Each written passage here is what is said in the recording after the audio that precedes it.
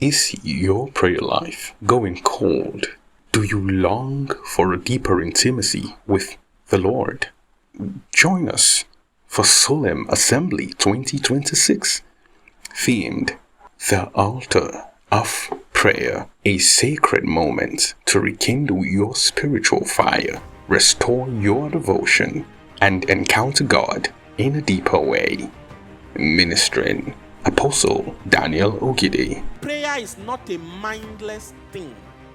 Prayer is not something that you just do religiously, that is all about your effort, that is all about your ability to say the right words or to speak capital letter tongues. Fundamentally, the most important thing that should be most prominent in your consciousness every time the thought of prayer comes into your mind is the fact that it is about Pastor God. Stephen Ame. God is at the very heart, the very epicenter of the subject of prayer. So one of the things that defeats self-control in our lives is because we keep things, we pile up things. This one, he did this that time, I did not say anything. He did this time, I did not say anything. He did this one in 1915, I didn't do anything. In 1912, he did this one. In 1962, then in 2025, in Prophet Ezekiel Oyiganji. They say this person is if.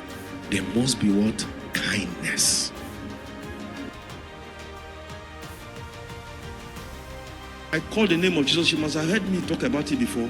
I called the name of Jesus.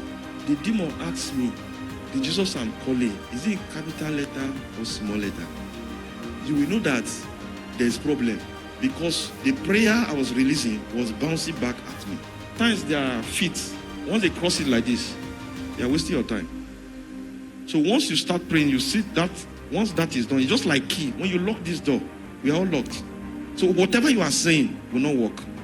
So what you now need to do, that's where the ushers will come in, you pull like this. If the person is going back, they can look for a stick, put it in between.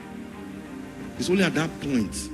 So there are some that they are saying things, they can even use their teeth, they can use eye sign. Once they key themselves, no matter what you say, nothing will happen. But this lady, our own key was her wristwatch, and it's golden wristwatch. So how will I know? So but the person who was there just came, whispered to me that the Lord said you should remove the wristwatch. So now, if I've been looking down on this person for a very long time, and maybe bitterness and all of that, so who does it think? And the minister, Japhet Emmanuel. So he really said that. I just removed the wristwatch. Then I just said in the name of Jesus, she started someone something.